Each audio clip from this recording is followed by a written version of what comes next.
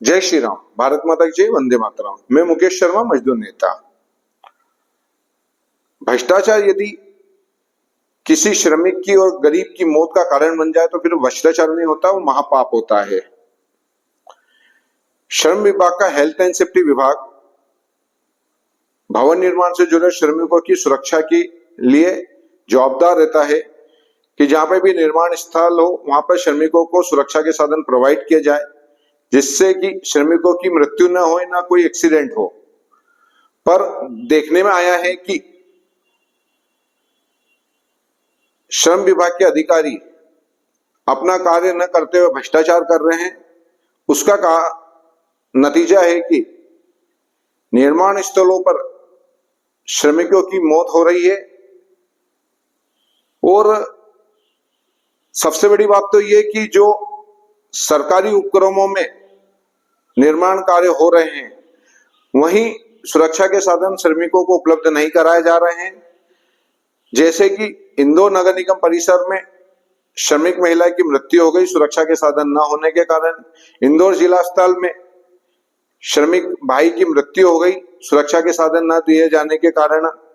आज भी smart city के प्रोजेक्ट के अंदर राजेंद्र नगर थाना क्षेत्र के अंदर 3 श्रमिकों की मृत्यु हो गई सुरक्षा के साधन न दिए जाने के कारण।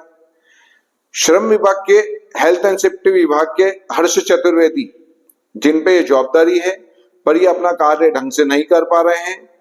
इसका नतीजा है कि हर महीने 10-15 श्रमिक सुरक्षा के साधन न होने के कारण उनकी मृत्यु हो जाती है। और यह अधिकारी भ्रष्टाचार इस स्तर पे करता है कि जब श्रमिक मर जाता है तो मालिक से, बिल्डर से पैसे ले लेता है और उस श्रमिक को सरकारी योजनाओं का और श्रम कानूनों का फायदा भी नहीं मिल पाता है, ना उसे लाभ मिल पाता है। और यह अधिकारी मालिकों से पैसे लेकर ऐसा केस बनाता है कि मालिक बच जाते हैं, बिल्डर बच जाते हैं।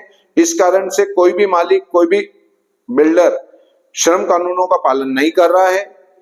सबसे बड़ी बात तो सोचने की है कि जितने भी सरकारी उपक्रम हैं जहां निर्माण कार्य हो रहा है वहीं सुरक्षा के साधन श्रमिकों को प्रोवाइड नहीं कराए जाते हैं। इसके कारण श्रमिकों की मृत्यु हो रही है।